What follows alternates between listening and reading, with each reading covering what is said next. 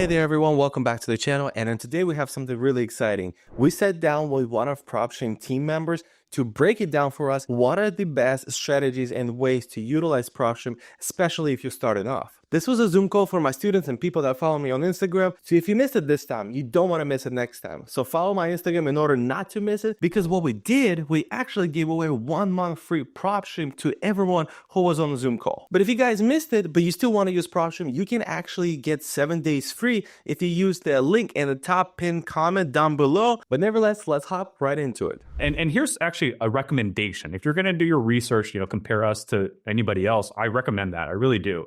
And here's how I would do it though, because if you're new or if you're really trying to do your research, how do you compare products, right? Here's the 2 best ways to do it. One, just grab a random address and search that address in both of the products, ours and theirs, or all of the other products, right? And then look at the data. Do you see property details? Check. Do you see mortgage information? Check. Do you get to run comps? Check. Do you see if there's any pre-foreclosures or all the other data that could be important when you're negotiating? Check. Do you get to see all the other properties that the owner has? Check, right? So do that side-by-side comparison. That's the first thing, because that's part of your business. When I'm talking to someone, I need to have the property info, and the more, the better, right? So compare it that way, take an address, run it across all of them. And then the second thing I would recommend that you do, go to the search filters and then just hit the filter menu and just look at how many options you're given on either platform. And if you guys are good at math, the more options you have, the more possibilities that you can create. And that's really the most important part, is you don't want to be limited when it comes to being able to create what you want to create. And that's the 2 things that we focus on, is making sure you guys have as much property information as possible when you're negotiating or just doing your analyzing and comping, but also the filtering. Not only do we need to get this data for that, but can you bend that data? Can you put 1 and 1 together and then create your next list for marketing, essentially? So just, if you are going to do your research, which I encourage you to do, don't just go in there blindly. And I know I'll be the first one to say I'm biased, and Ralph's promoting us a little bit, but that's my honest answers. I would definitely do that type of comparison. Search an address across all of them, look at the details, and then look at the filters, and then go from there. Okay. I mean, PropStream is a tool, and at the end of the day, you are the ones who are going to find the leads, right? So PropStream is not going to find you the leads. So you're the one who's going to set up the criteria, and you're the ones who are going to look for, maybe more niche motivations during the stuff. Like, when I started, I was looking mostly at the general, which you guys do provide awesome list, and a lot of those I would say are good when you're starting off, and eventually you can still utilize them. But as I got more deeper into the business, I started doing like, hey, this person has a reverse mortgage on the property, right? That's a good one, right? This person just opened up a HELOC recently, right? So are they in a financial distress, right? That's a question, right? Because that's always an important one. Because I actually bought 2 properties myself that the person just opened a HELOC, and that I found, and I saw that, and I was like, wait, is there something there? So, and then I started going that way, and that's smart. HELOCs are definitely one of the ones.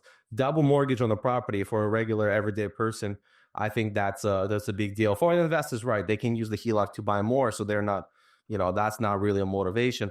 But for a regular everyday person, people don't take out HELOCs because they just are in a great time. There's just reason for it. Yeah. So there's credit card debt. They're doing renovations to the home, whatever it is. So definitely, absolutely. So and there's a million more things that you can do, and and tweak it around. So for those that are just joining, or just again for those that are just trying to get your head wrapped around what PropStream can do, this is where I'm going to start. This is an outline of what our product is designed to do. Okay, so a lot of people ask you, well, what can PropStream do? This is what it can do. It can do 2 important things, which you're probably already doing, whether you're using us or not. One, analyze a property. We talked about that, right? When you market to a list of properties, someone will eventually call you back. And when they do, that's where we can help you. You type in the address, and then this is what we're going to give you, and a little bit more. But you'll get property details, which is important, demographics, mortgage information, linked properties, so you'll see other properties that they have. You'll be able to run comps, and we can use public records or the MLS records you choose, okay? And then you can buy documents like the deed, the pre-foreclosure, or the mortgage document if you like. And then we have some rehab calculators, and an analysis wizard if you want to kind of calculate what you think you could potentially make on that property. But regardless, this is what happens when someone calls you back, or maybe you have a property you want to do some research on. You type it in, and that's what we're going to supplement you with. Okay. So first thing you can do with your PropStream account is search a property and analyze it. Now, what if you don't have a property? Well, that's the second thing that you'll probably need to do then, and that's lead generation. So obviously, if you were to ask me, I would actually put lead generation first, because I believe most people don't have a property to analyze, and that's okay. So if you don't have a property, then you're probably going to want to do lead generation first. Now, the way it works in PropStream is there's really 3 parts to it, and you don't have to use all 3 parts. Part 1 is just build a list. Okay, so you're going to search, you have some filters, you're going to save your results, and then you can take those addresses out of PropStream. Okay, that's the important part. Okay, part 1 is build your list and export the addresses that you just got. Okay, part 2, and this is optional, but for 12 cents an address, again, that's 12 cents an address, we can get you a phone number or an email. That's called skip tracing. So if you're going to cold call, if you're going to send text messaging, if you're going to send someone an email, then I would recommend skip tracing. Okay, so step 1 is obvious. Build your list, and then you could export it, or you could keep it in there for a second. And then for 12 cents an address. So just to do the math, like 100 properties would be $12, right? 1,000, $120. So we're nationwide, so you don't have to leave the county or city to make contact with owners. You can literally just skip trace, and then within like 2 minutes, get your phone numbers and emails. So that's part 2. Once you get your phone numbers and emails, you can then export it. And then you can upload it to like a dialer or SMS or whatever marketing platform will need it. Now, part 3 is marketing. We do have that in PropStream. So you can actually build a list, and then you can go to our campaign section. That's what it's called. And you get a website for your list. So if you build like a failed listing list or like a tired landlord list, then your website could say, hey, tired landlords, want to sell me your house? So you get a landing page, and then you can send postcards and emails directly from PropStream. The only thing is, if you're going to do the email part, you do need to skip trace. Postcards, you don't need to do that. So if you want to just build a list and then just go straight to part 3 and just send postcards, you can. So again, skip tracing is for phone numbers and emails. So you don't need that for postcards. And so these are the 2 core elements of PropStream. We're here to help you analyze a property when you're negotiating or just running comps. And we're also here to help you generate leads so that you could do the analyzing of property. Now, we do have some additional features like the mobile app. You could add team members. We have this cool feature that will automate your lists. So you build a list, and then we'll search it for you every day. And that way you don't have to do anything anymore. We'll send you an email, and then we'll also move your records around automatically for you. That's why we call it the list automator. So this is the outline of our product. Anything with the asterisk, that's an additional cost. So team members, list automator, skip tracing, postcards, emails, buying documents. Those will be the additional costs. Okay. Yeah. Does anybody have any questions to that? Actually, so what's really cool about you guys, and that when I was looking to, I'm actually potentially looking to expand out of Florida. I live in Florida right now, and then that's where I do business. And I'm looking to expand. And you guys provide MLS data not only in states that are like very easy to get MLS data, like it's not easy but easier. Then there is non-disclosure states, right? And you guys are still able to provide MLS data, which is pretty cool. I know you guys kind of clarify saying that it's estimate, but what I found, it's like it's changed now. That was actually funny that you said that. So that was actually 2023. So in 2023, politics came in. And the MLS boards were like, you can't display price data anymore. So we had to do that. We had to put /estimate. And all we did was, don't tell anybody. Well, we could tell them now, but we took the price and we just divided it. Or actually, we added or subtracted up to 1%. So let's say it was like $1 million. We purposely knocked it off. So that way we'd show $999.99, right? So it'd be like $1 off. And then we slapped estimate on there. And that was how we legally got around there. Our legal team, though, really good team, we were able to work around that. So as of actually July of last year, so June, July of last year, we're back to normal. So now when I'll show you in a few moments, But when you look at any MLS property, whether it's active, sold, failed, it'll actually show you the full price now. All right, guys, we're going to pause the video really quick. Please leave a like and subscribe to the channel if you are enjoying this video so far. And if you have questions about any part of the video, leave them down below and I'll answer every single one of them. All right, let's get right back into it. Yeah, that's really cool because Texas, like if you go on Zillow, you can't find MLS data. No, and that's a good question. So what I'll do is I'll bring that up because that's a common question we get is, what is a non-disclosure? What is the disclosure? And why, to your point, why is having MLS very important? So I think that's a topic we can definitely cover for sure. Today's demonstration. And I think list automator, do you still need to have a list automator in order to upload your own list to PropStream? Is that? Yeah. So part of list automator is you get the ability to import an outside list. So if you have like a list from like 2 years ago and you just want to update it, you can import that. Now you do need to have list automator, but to your point, yes, we can give you our data. So if you have a large list, I would recommend getting list automator. But if you have a small list, let's say it's only like 10, 20 properties, I would just search the addresses one at a time and save them one at a time. That's for sure the best way. Yeah. Let's toss it this way. Yeah. This is going to be my secret tip, so you guys don't share with anyone. That'd be great. I use list automator for tax records and like code enforcement, and then some like water shut off and like very unique niche list when I'm able to find them. I use PropStream data, so I get them from the county. I clear them up a little bit and I upload them to PropStream, and actually then based on what PropStream gives me, then that I download and then I skip trace that, or skip trace that to PropStream or whatever. So I use list automator to actually maybe some niche list like I like you can find, like I said, water shut offs. Those are very niche. Some code enforcement. I mean, some cities are very difficult to get code enforcement data. Absolutely. They're so and you might even like, I have a friend who he goes golfing with a divorce lawyer. And so not sure if this is supposed to be happening, but that divorce lawyer gives them the addresses that are up for divorce.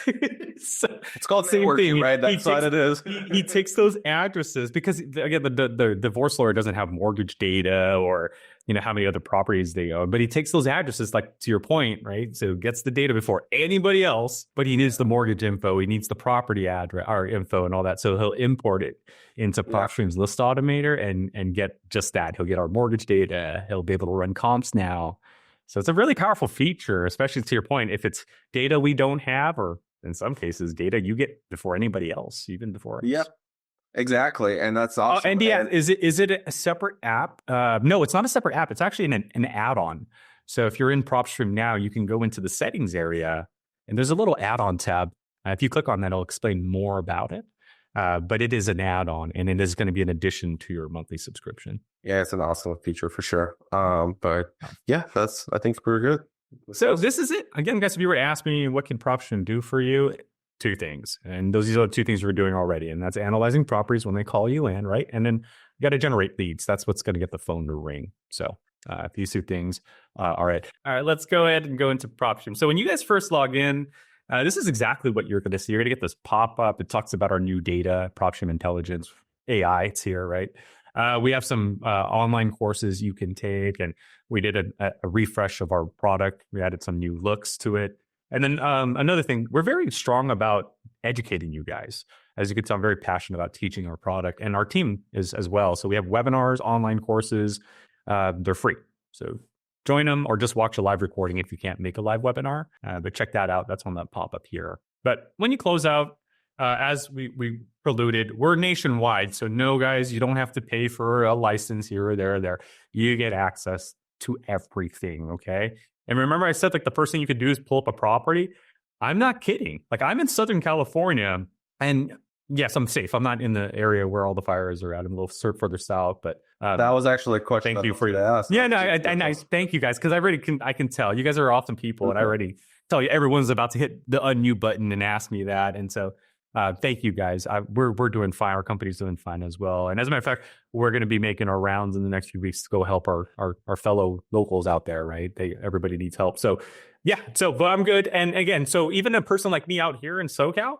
Like I could search any property. Like I've never heard of Billings. I just saw that in Montana, but I can go to Billings today if I wanted to And then I can click on any of these parcels. Say Avenue F. That's very unique. I mean, can get a little creative is where we're at, right? That's very basic. But right now, I just clicked on the third parcel on Avenue F, and now I can go in the detail. And when I'm on the phone with Patrick and Mary, which clearly are the owner, like now I can talk with confidence. Hey, Patrick, what's going on? Hey, Patrick, you know what? Before we even get on with this conversation, I see that Mary's also an owner on the property. Can we get her on the phone too? That way I have both of you guys on the line. We can make this a decision together. Because you guys have, I don't know if you guys have ever done this where you like talk to one of the owners and they're like, I got to get back to you because I got to talk to my wife. Well, you know what? Let's bring your wife now on the phone. I don't want you to call me because you may never call me back, right? I may never get a hold of you again, right? So this is the importance of having data. Is right off the bat, I already know there's 2 people on the title. I need 2 people on the phone right now to talk, right? I know the property is built in 1941, right? That's 83 years old. Hey, Roger, house is 83 years old. So every 30 years, you got to do the roof. So you should have done it twice by now. And it looks like you're on your 3rd one. Have you done that? No? Okay, well, write that note down, right? Roof might need to be done. See, so I'm able to use this data to position myself as an expert because this homeowner doesn't know who I am. I'm Burton from SoCal, right? But I'm able to talk to him about property details. I'm able to talk to him about the mortgage. Hey, so I see you have a mortgage with Wells Fargo. It looks like you have like a 3% interest rate in there. Tell me a little bit more about your monthly payments, right? What's your PITI? Because we're going to do subject to, or if we're going to do this or that, whatever creative strategy, this is something I need to know. Or if I'm going to make a cash offer, what's your current balance?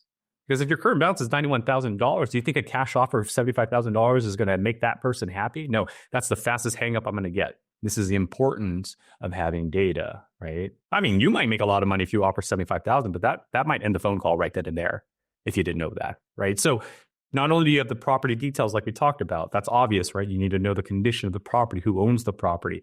You have the mortgage information we talked about earlier, knowing that they have 2 other properties as well. Maybe they need to sell that agricultural land that they have in their portfolio to solve the problem that is currently at hand. Okay, so you have property details, you have mortgage data, linked properties, and sometimes when a house, let's see if we can find one here in the city, when a house is going through like a lien, a pre-foreclosure, it's on market, you'll even see that in the details too. So let me pull up a property that's in pre-foreclosure here. All right, and then let me go into the property details. And again, it looks just like the house I just clicked on.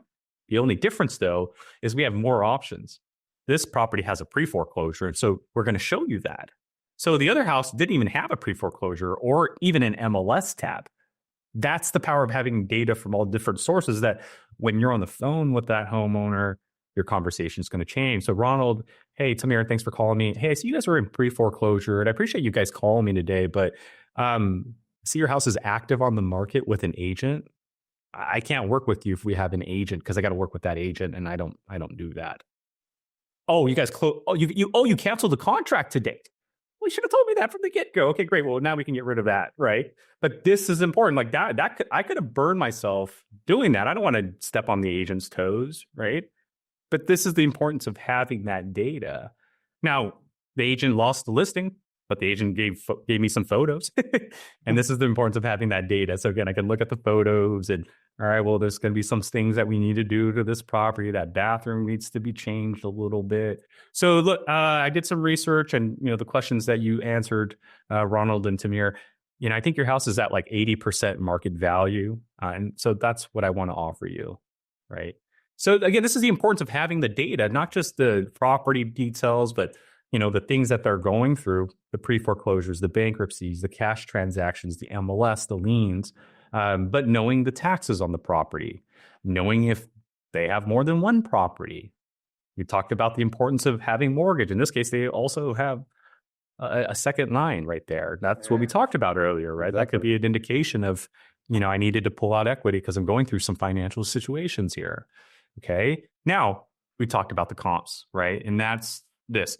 So before we go into disclosure and, non-disclosure and why that's important, I know we have a lot of data. And I know those that are watching are like, wow, that's a lot of data. It could be overwhelming. Where do I begin? Don't let it overwhelm you. And if I could give you any advice when you're approaching, analyzing a property, You guys hear the word comps a lot, right? Hey, I got to comp the property. Hey, I got to just remember that word, comps. And then what I want you to do is break it up. Okay. So this is what I train, and this is how I want you to approach it, especially for those that are new. As you get better at this, you can ignore this. But if you're new and you're nervous and someone's on the phone with you, just break it down this way. Okay. So think of comps, first letter C, try to figure out the condition of the property. So ask questions about the roof, ask questions about this. You know what my friend does? I think this is a cool strategy. He does this. He tells the owner, hey, look, if I gave you a blank check right now, what would you do to your house? And they would literally say, well, I would do the kitchen and I would do the bath. Like they're literally telling you what needs to be renovated, which is like reverse engineering. So instead of me asking, hey, how's the kitchen? How's the roof? Right? Because usually they're going to be like, oh, it's perfect. Let's reverse engineer it. Hey, if I gave you a blank check and I said, hey, let's modernize your house, let's make it look like the house that was fix and flip, what would you do? And so I love that strategy, but you also understand the condition, right? So figure out the condition. Is it at 100% because they renovated it last month? They just can't sell it through a realtor. They want to deal with cash. Again, understand 80, 10, whatever. So condition. Next would be the obstacles. And that's what we were talking about. Like, here's an obstacle. It's in pre-foreclosure and we gotta move quick because of the auction. Or another obstacle, hey, your property's listed with a realtor. I can't work with you unless I work with that realtor. So get your realtor on the line, right? So there are obstacles. Another obstacle could be the mortgage. Hey, I got to worry about your 2 mortgages. Or another obstacle. And this is one I want to bring up because this is something we'll never have. I call it life data. This is why it's very important to still talk to owners. Life data would be like, oh, my mom is sick and I got to get out of the country in the next 30 days. No one has that data. Oh, my kid just got a scholarship in Florida and we got to move to Jacksonville right now. Like, no one has that data. So again, there are data that we can obviously collect. And then there's what I call life data. The things that can never be caught on data. Parents are sick. I'm homesick. I want to move back to my country of origin, right? That's what my dad did. He went back to the Philippines. He was like, yo, I'm done. You're 18, you're a grown man? Out. So you have to understand there's so many things out there that not even us as aggressive data collectors can collect. And that's what I call life data. So still have your conversations, okay? But that's something I wouldn't tell you to worry about next. So understand the condition or the obstacles. And hey, I get it. Sometimes you do the obstacles first, and that's okay. If you want to, start with, hey, what's going on? How can I help you? Oh, well, then we got to move quick. And then start asking them about the property. That's okay, right? You don't have to go in this exact order, but eventually you're going to need to check them off. Third is the mortgage. We talked about the importance of that, right? Because if you're going to do something creative or you're going to make a cash offer or maybe you see some motivation, that could also be an obstacle. But regardless, the mortgages need to be taken care of, okay? So condition, obstacle, are there any mortgages? And then once you figure out those 3, then that's when the price comes into play. That's when that's when you're here. Right. So you should never just start running comps on a property unless in my opinion, it's worth it for you. Like, why are you doing the math ahead of time? Right. It's like trying to give an answer for an equation that hasn't even begun yet. So don't do that. Like when you get to this point, once you figure out C.O.M., then is it worth it? Well, the price is going to come into play. Yeah. And this is what we talk about. It's very important. Go ahead. I'm sorry. No, I'm just going to add to that. As I always say to my team, I said, I don't really care what price they're asking for. I said, the only thing I care about is motivation. I said, if there is motivation, I can figure out a way to make this deal work. I don't care if it's going to be financing, it's going to be subject to seller financing, it's going to be cash. If we're going to offer to list the home, because my girlfriend she's an agent, so I can do that too. Nice. So like it's all about the motivation, right? It's less about the price than it is about the motivation. This is you. Take a picture of this, guys. And this is what I call real estate professional, because a wholesaler just gives you the wholesale option. A real estate professional does exactly that. I can do this, or that. What do you prefer, Mr. Homeowner? That's best suited for you. I'm telling you guys, in my opinion, I've been with the PropStream for a little bit over 11 years now. I do believe this is where the industry is heading. Homeowners are going to want to deal with real estate professionals, not just the realtor or the wholesaler. That's going to be a thing. That's, again, my opinion. Makes sense. There's going to be value to everybody, but I do believe... It's how many tools you have in your toolbox. It's what you can offer. That's why Amazon's so powerful, because they had everything 100%. Yeah. I mean, you can get whatever you want. I mean, you can get whatever you want on Amazon. And next morning, it's on your doorstep. That's what a real estate professional is going to be. I agree. Um, Absolutely. so why is knowing comps like disclosure, non-disclosure important? And actually, I love what you said, right? Like it's not about finding the price, it's about motivation. And I also I want to add to that, like to that point, like I'll give you guys an example. This is why I said conditions very important, right? For me at least, because if someone tells me, oh yeah, well my roof is missing and there's flood in the basement.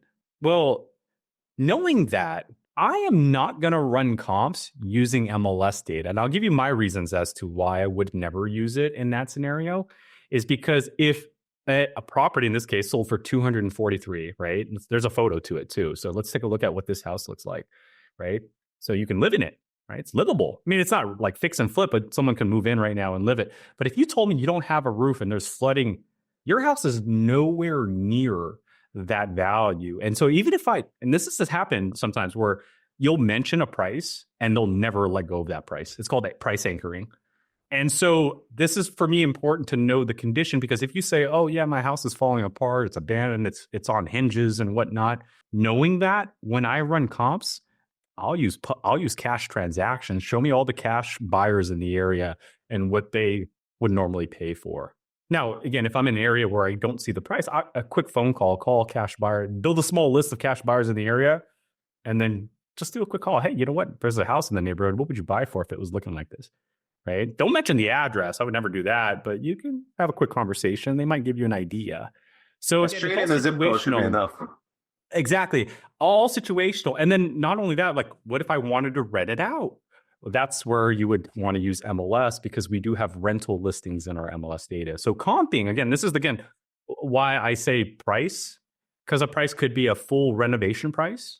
And if that's the case, you're going to use MLS for that.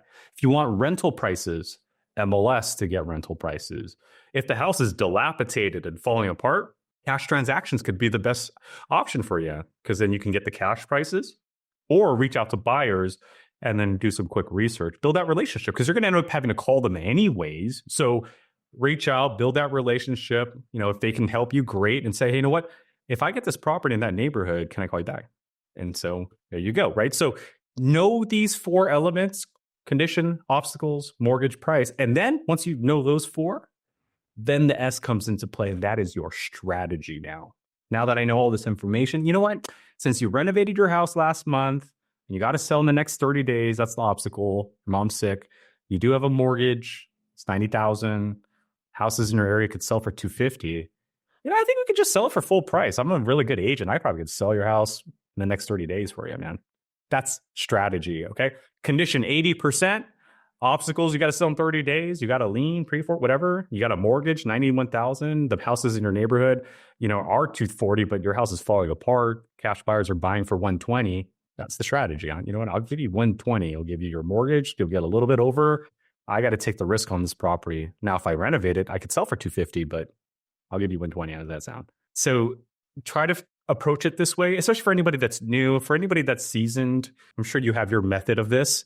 So hopefully you can see the value of our data when you're applying that method. But again, for those of you that are like, I'm new and this is a lot to stare at, remember comps and then go from there. Okay, guys? Do you have any questions on that? Oh, there you go, Steve. So we have a brand new one. So Steve, I would say that's probably my best of advice in terms of approaching analyzing a property. But again, as you get better at it, you're going to find your little way. But I would say that let that be a guide for the time being. Okay. And also one of the things, Steve, I would add to that, especially since you're starting, you're going to be talking, hopefully you'll be talking with a lot of people soon and right with sellers. Don't worry about like jumping into the property right away. Maybe try to create a connection with someone. If is it like the new year just passed by, you can say Happy New Year. How was your holidays? You can. I always like to talk about the holidays around the time where I'm calling, or if there's any kind of like maybe you see that they're on some kind of street and you just recently went to a restaurant that's close by to them. I don't know, whatever you can do to tie it up, because if you start talking like every other wholesaler out there, why people should take your offer, right? And I tell this to some of my sellers all the time. I said, my offer probably will be about the same as any other person that you talk to. It's about your decision of who do you want to work with. And that's it's not about the price, it's about the person you're dealing with. And that's, sometimes I tell that to sales directly, sometimes they make that decision because they, people buy from people. So people like to, they don't, and same thing, they're not buying from you, but they're buying your service per se, right? So I agree with that. I see it all the time. I've seen owners take lower offers because they just 100% better service from this individual. And you guys are consumers too. I'm sure there's a store that you go to that you drive by others because of the service. I do it all the time with the Starbucks. There's like 5 Starbucks, but I go to this certain one because they know me by name, they know my order, and I don't even have to ask what I want. I literally just go and I give them my card and my name is called out in the next 30 seconds. Like, sure, that's service. And so I love that you do that. And again, guys, don't have to follow this thing to the T if you want to mix it up. And I love that, what Ralph's doing. He doesn't start with any of the letters. He starts with the introduction and what I call just knowing the person first. He adds the letter E and it's just the empathy part. I want to know who I'm talking and how I can help you. And then let's worry about all this other stuff. I love that you've done that. So keep that up, man. I agree with that 100%. So, yeah. All right. So now that you guys know the property details of the value of it and how you could approach it when you're analyzing a property, what if you don't have a property to approach or analyze, right? And that's, again, where the lead generation comes into play. So how does this work? Before I go into lead generation, I know we talked about disclosure and non-disclosure, and I want to make sure we bring this topic up because I get this question a lot. Hey, I'm in a non-disclosure state like Texas. Does that mean I don't get data in your area? No, that does not mean that at all. So for anybody that's heard the word disclosure, non-disclosure, here's the breakdown of it, okay? All it means is the county's going to show you the price or not, okay? So for example, let's use Las Vegas, Nevada. Nevada's a disclosure state. So what that means is that any transactions that have happened in Nevada, so if I buy a house either through a realtor or I buy through you privately in cash, they're going to show everyone the price. That's the county's job, right? They're going to disclose. That's why it's called disclosure, non-disclosure. They're going to disclose the cash price. So here are 119 cash transactions in Las Vegas, and you get to see the sell price on every single one of them. Now, we still have MLS data. We still have pre-foreclosure data, blah, blah, blah, blah, right? Let's go to like San Antonio, Texas, right? San Antonio, or Texas in general, is one of like the 14 states that are non-disclosure. What does that mean? Just means they don't show you the price. So when I look at the cash transactions, right, there's 68,000 of them here. None of them have a price. So are you still able to get distressed home? Yes, you could still find pre-foreclosures. You could still find liens. You could still find vacant But when it comes to comping, so for example, let's say I want to talk to one of these lien owners, right? And this is a property here that has a HOA lien. Well, everything's still there. The property details, the mortgage data, right? All that. The only slight difference, if we're looking at that graph, right? The condition, obstacles, mortgage, the price. When it comes to running comps, that's the only difference that you'll need to take. So when you're in a non-disclosure state, you'll know why, because we'll tell you. You'll see this little note that appears. Hey, public records are estimated value. So just click on MLS. And all these prices are actual sell prices. That's the difference of having, that's the value of having MLS and public records, is that MLS is realtor data. That's not county data. So when a realtor puts a sell price, we get to see it because we have access to that data. But when that realtor sends the paperwork to the county has to redact or remove that price when they display it to the public. This is why it's very important to have MLS data in certain markets like Texas, Utah, Kansas, Missouri, a few others, right? And again, this is why we are very aggressive with our MLS data, because we don't want you to be like, oh, now I got to talk to a realtor to get my comps. No, you could just do what they're doing. Okay, so if you're wondering, hey, I've heard non-disclosure and disclosure, what the heck does that mean? It just means, are you going to see the sell price or not? And if you don't see the public record sell price, let's say you're in a state like Texas, use the MLS data. So if you hear non-disclosure, use MLS data for comping. That's all it means. Okay. So can I still build motivated sellers and find cash buyers? Yeah, you can. You're just not going to know what they bought their house for. Okay. So that's the only thing. And if you're going to comp it, just use MLS data. I wanted to bring that point across because to this very day, There are people out there spreading misinformation. I heard someone say, can't use any product in Texas because it's non-disclosure. There's no leads for us. And I'm like, what? That's not the case. So I feel bad for them because they're probably sitting there thinking, I can't find motivated sellers and giving up.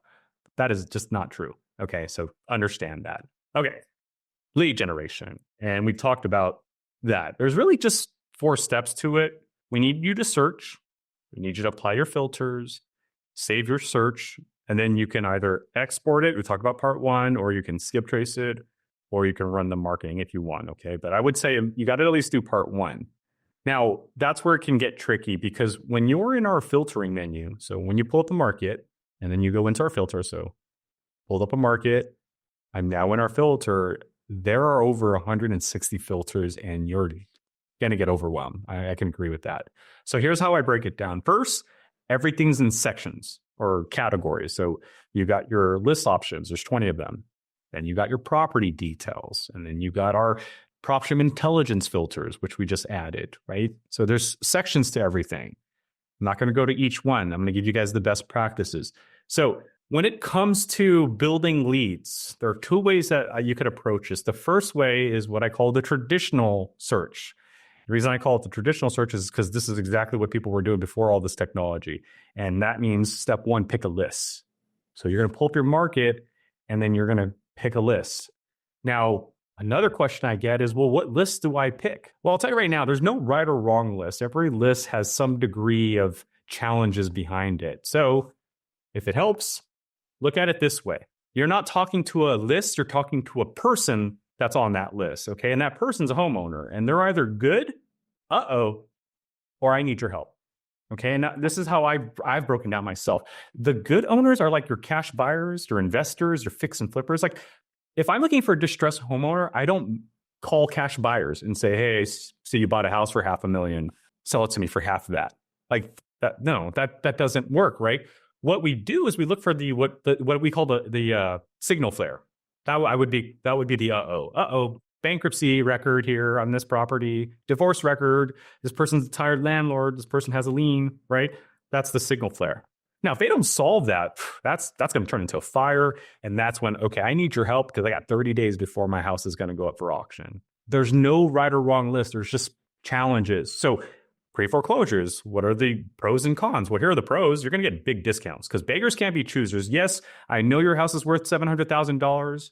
Yes, I know you have a mortgage. Yes, you could probably sell it for $750,000, but you have 2 weeks before they auction your house.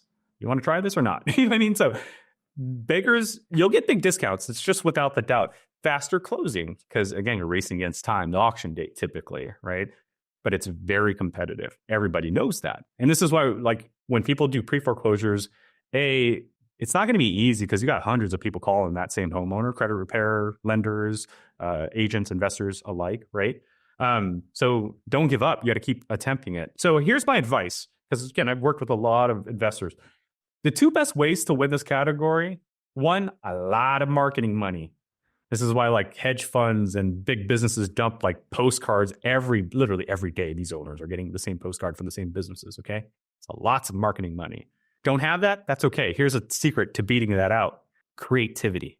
Nothing beats creativity. You can have all the money in the world, but creativity is always going to win. This is why people go viral. It's not about money. It's about creativity, right? I'll give you an example. I was working with this lady in Charlotte, North Carolina. Very competitive market when it came to pre-foreclosures. She didn't have a lot of money. Her creativity was, you know what if I handwritten letters and then sprayed them with perfume? That was the tip right there. Because most of the owners that were in pre-foreclosure were men. So think about that. These men are working 9 to 5, right? They know they're not making great decisions financially. Nobody wants to hear that stuff. And so you get these postcards that are like, oh, I can buy your house in cash, or fix your credit, blah, blah, blah, blah, blah, blah. But then there's this like pink envelope that shows up. It smells really good. Oh, it's a raw mail. No, it says your name on there. Open it up. She got tons of phone calls. So you think about that, right? You had tons of mortgage companies, tons of agents, and all these just dumping thousands of dollars on this guy's one address. And all she did was spend like an hour writing a letter and sprayed perfume, and she got the lead.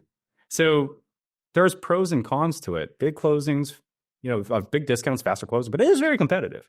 And the only way to beat that competition is lots of marketing money, a lot of time, right? Because it could keep following up, and then creativity. And I'll add to that creativity too.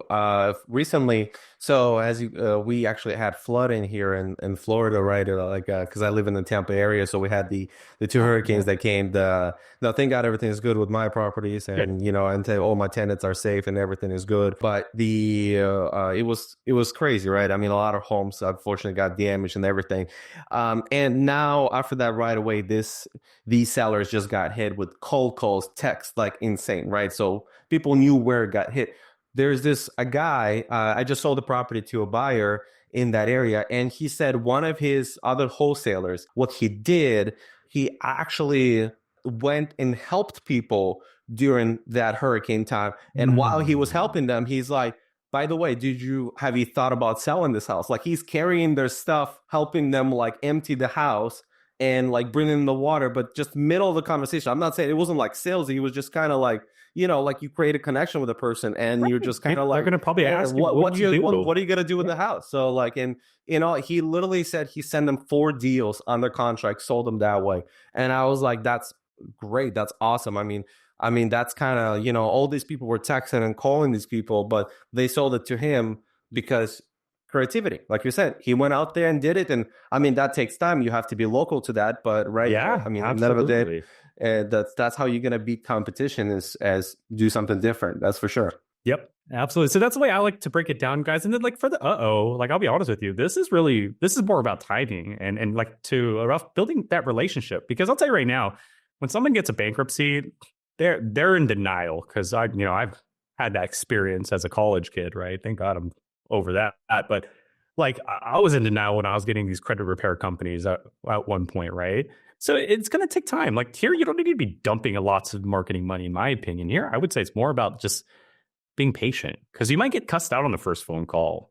It's okay, follow up the next week, apologize perhaps, and just see if you can follow up if everything's okay later on, So there are no good or bad lists. Every list has their challenges. So if you're trying to sit there like, I got to find that perfect list that no one's ever called, I hate to break it to you, someone's called them already, right? So you got to understand that. And so what separates you from that person that just called them a few moments ago? Just understand that. And then again, some categories are going to be very competitive. And we talked about how to avoid that, right? Or how to at least work around that. And in some, it's not even about marketing. It's about timing. It's about being empathetic and so forth. So when you're building a list, I don't want you to be like, I need to find that. There's no right or wrong list. There's just some pros and cons, okay? So knowing that, let's say I knew and I might be a little overwhelmed with pre-foreclosures because of the timing and the competition. So let's not do pre-foreclosures. How about we do, there you go. Let's do all the liens instead because a lien can turn into a pre-foreclosure eventually, right? So this gives me time. So the traditional search, pick a list. And we talked about, the motivation there. So pick a list. That's the first step. Second step is make sure that it's off market. Now, if you want to work with the realtor on market, your wholesaler off market. So go to the MLS and where it says on market, just hit no. Do not want it on market. Okay. So that should be your second step. Make that your like best practice when you're doing this. Third, we have a lot of data. We have a lot of data. High equity, low equity, negative equity. So for now, if you're going to wholesale, I recommend going to the equity section and just making sure you look for this feature here and put a minimum. For those that are new, if you're wondering, well, what does equity mean? Because I had to learn this too. It's the difference between what they still owe on the bank or on the mortgage versus what the house is worth, right? So if the house is, let's say, worth $100,000 and they still owe the bank $40,000 on their mortgage, that $60,000 difference, that's equity. That's where we make our money. Okay, so that's important. So the more of that, the better. So this percentage is that percentage. So if I want 60,000 in equity, 60% minimum. I need 60% in equity or more. Again, we're using the $100,000 value as the metric here. Okay, so equity is the difference between what the house could sell for and what they owe. And the bigger that is, that's where your profit comes in, whether you're a wholesaler, this or that. Now, the reason I want to emphasize that you have to do this as a wholesaler is because if there is no equity, you're not making an assignment. Now, that's when the other things start coming in, like subject to, listing a house, short sales, lease options, wholesaling, novations. There's a lot. But for now, if you're just wholesaling or fixing and flipping, that's one of the things I would tell you to do. Put a minimum equity at least 50, 60% if you want. Maybe higher if you want to play it safe, but don't forget that part. Okay. So that's the third part, is making sure that you apply that equity so that you can perform your strategy. And then the fourth and final part, and this is again equally important, let us know the type of property and owner that you're looking for. Because if you don't, the thing about PropStream is we have vacant land, we have commercial buildings, there could be a church in your list. So if you don't work with those type of properties, save yourself time. Most importantly, marketing money, right? You don't want to be mailing out to schools if you don't need to. So in the filter, after you pick your list off market and your equity, go to property details and tell us exactly what you want. So for example, just residential, just single family. I don't want a mansion or anything. So let's keep it under 4 bedrooms. And let's say I'm a fix and flipper. Well, then let's keep the year built under 2000. Right? Because if they just built it like last year, like they're probably not going to want to take a 70% offer. So let's keep it, at least 25 years or older at 20, no more than 2000 for year built. Now, those are my property details. I could keep going on if I want, but next, the owner. And this is, again, very important because I always have to remind our users, you're going to build a list. That's what we're doing now. And we're going to market to that list. So in theory, you get to control who's going to call you back. I'll give you an example. If I did this, I want corporate offices and I mailed to these 45 addresses. Am I going to get an individual owner? No, I'm going to get corporate office is going to call me back because I'm marketing to corporate offices. So if you want to speak to an individual, someone who's going to make a decision on the phone, that's what you should probably start with. Individual owners. That's what I mean, right? Because again, I'm going to market to this list. And if there's 5,826 individual owners, and let's say 10% call me back, that's 582 individuals that will call me back, not corporates, offices, or not LLCs. Okay. So you get to control who calls you back. And that's deciding the owner type. And then you can do other things like I want the owner living in the house, yes, or not in the house, absentee owner. If you want, let's say you do want that, and maybe they've owned the property for 10 years. So 10 years of dealing with tenants, you don't live in the house, you're an individual, and you have all this other stuff, right? Liens, yada, yada, yada, yada. There are my 136. This is how to approach the traditional method. And again, let's reiterate what those steps are. Pick a list, off market. What's your equity? I did 60% in this case. And then single family, built before 2000, individual owners, absentee owned. And then that's what gave me my 136. Okay, so just follow those 4 steps and you should be on the right track. Anything after that, like if you want to add more, that's what we call list stacking. And that's okay. You could be like, you know what? I also want the house to be a failed listing as well. Okay, great. If that's the case, then go to our MLS section, right? And there's a status there. MLS status, show me all of them. Let's also add failed to that. And out of the 136, 7 of them. That's what we call list stacking. But again, be careful. As much as you can keep adding and adding, you don't Goldilocks, the story, not too right, not too hot, not too cold. Just gotta be right there. So don't add too many where you only have 7 results. And then you don't want to add not enough where you have 7,000 results. I don't know what your operation looks like, but just try to find that number that best suits your capability. Okay. My friend always goes by the 10% rule. I think that's a really good one. Like whatever list you have, just remember 10%. So like if you did 8,000 vacant properties, 10% of them are going to actually look at your postcard. That's 800. And out of those 800 that look at your postcard, 10% of them will actually call you back. That's 80 of them. And out of those 80 that call you back, 10% of them might consider your contract. That's 80. And then out of the 80, 10% of them might actually sign. That's the 10% rule. Like just understand that because real estate's it's a numbers game, right? So that's the traditional search. And then the last one, before I let you guys go and answer all your questions, building situations. This is very, very new to some of the professionals in our space. And what all that means is that you get to create your own situation. But before you do that, follow these 3 steps. Off market, make sure you have your equity, your owner, and property characteristics. Okay, do that first. And then you can do your owner situation. So like if I was in San Antonio, because this is a very competitive market, and let's say all these categories are, again, very competitive, well, then I could come up with something on my own. So I would do something like this. Let's make sure it's off market first. So no, I want equity. So let's do like 60%. And then still want the same single family properties, right? Under 4 bedrooms. Same thing, built before the year 2000 and individually owned, right? So everything the same, 1, 2, and 3, off market equity, same property and owner characteristics. So no, or maybe this time I want to knock on doors and individually own. Okay. Situation now, because again, I did pick a list. So what's my situation? Here's what I want. And we mentioned a few examples today. Show me someone with 2 mortgages. That's a situation, right? And make sure one of them is an FHA or VA or conventional, so it's assumable because I'm going to do a subject due on it. That's a situation, right? Here's another situation that I saw happen last year. I thought this was really clever. Show me everybody in San Antonio that has a high interest rate. That's a filter of ours that has 8% or higher, because they might be too busy with working that they don't even know rates are low right now. So people were calling homeowners with high rates and saying, hey, do you know rates are at 6% or wherever it was last year? Are you interested in selling your house?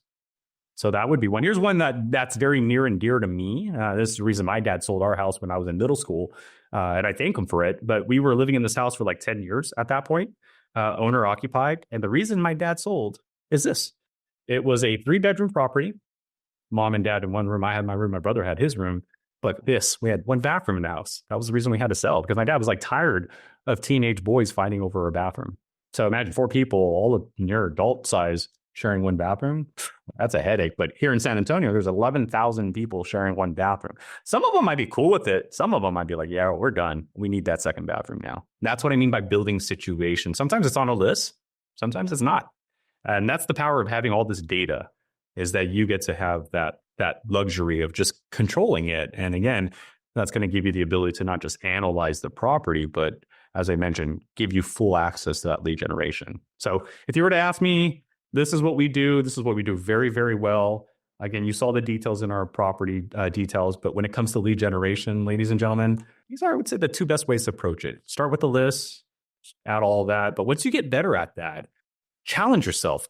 Can you find a situation where that person needs your help and no one else has figured out that situation yet? Because that's probably going to be your advantage. But that's it. So thank you guys so much. My name is Burton, and I know we're a little bit over, but I could still stay if you guys have any questions. I have nothing for the rest of the afternoon. So if you guys want me to hang out for like a minute or two, or if you guys have any other questions, feel free. Yeah. But this is probably the most non-boring Zoom ever I've ever been on. Thank you. Thank you so much. I appreciate that. And I'll come back. I mean, there's so many things that we're doing. We got AI coming in now. We got our mobile app. We got some, add-on features. You guys might have newer questions. So yeah, if you guys are interested in doing something like this, just stay in contact with me over the emails and the Instagram, and I'll probably do something maybe more advanced, even more the next time. We can go even more deeper. We can show them that import feature that you were using. We can actually maybe go online and grab a random list somewhere and then just show them how it actually works. Yeah, I love that. I actually was doing this today, so I was importing some lists today. So I love it. Yeah, Bernie, it was been awesome. I thank you very much for joining today. This was awesome, brother. It was a great too. I mean, if anything, I should be thanking you. It's I honest truth, man. I always say that it's guys and gals like you who could bring a community together, especially real estate professionals. Because again, guys, you heard me at the very beginning. What you guys do is very, very important. You guys are directly impacting the community. Remember that. That person you're about to help, you're saving their life. And I always think about the children too, because I'm a father of an 11-year-old. Could you imagine that you guys are preventing kids from having to transfer schools? Think about that, right? This kid, if you don't solve their problem, that kid's going to have to make new friends and say goodbye to their whole childhood experience. But you guys are preventing that from happening. That sends chills up my spine when I think about that. So at the end of the day, you guys are the superheroes. This is why I always tell our leadership, guys, we got to stay on top of our data, because we got superheroes we have to help. If you ever, are into Batman, we're like your Alfred. We're just your butler. We're just going to give it to you and we're going to help you. But you guys are out there fighting crime, or in this case, solving problems. So thank you guys so much. Keep doing what you're doing, Ralph. Keep doing this. We definitely need you, man. We definitely need you. No, I thank you for everything. I'm gonna just chime in into a little bit one last thing before you go to what Burton just said about helping people. I made a very strong argument about this in December. We closed 4 deals in December that we every single situation was a seller that needed us, for a very different reasons. And I just wanted to say, as you start doing this business, you will encounter people that will try to tear wholesalers down, tear, they will tell you like, hey, I don't like working with wholesalers. A lot of agents will also tell me that, but they do that for a different reason because we kind of, some of their business we kind of take on. So I understand that. I'm not too mad about that. But when it comes to investors and, different regular everyday people, they just say like, hey, I hate wholesalers, but I literally got like 3 out of 4 deals that were closed. 3 of those people literally texted me saying, I'm so grateful that I met you and I was able to do this, because if it wasn't for me, they were stuck in figuring out what they can do in their situation. So that is, I think that is sometimes, and I tell that to a lot of people, and I tell that to my students too, is that it's not even the money that you make from the deal. Obviously, money is so important. But when you get those messages from people saying like, hey, you literally solved my problem, that is what's extremely rewarding. So I think that's very important. If you approach this business with that mindset, you can definitely achieve a lot more than if you approach this business with money mindset. That's that feeling is what I call wealthy, right? There's wealthy financially, but then there's that type of wealthy. Oh man, that feeling is so good, dude. But thank you guys so much. You guys have a great new year. I'll be back. Just let me know whenever you need me and I'll be here. But take care. Thank you for your time. Have a good one. Of course. Bye-bye. If you guys did like this video, please leave a like and subscribe to the channel because you don't want to miss more stuff like this. And leave a comment if you had a question about any part of the video and if you want me or Burden to answer it. Follow me on Instagram to not miss the next Zoom call. And I'll see you guys next time. Peace.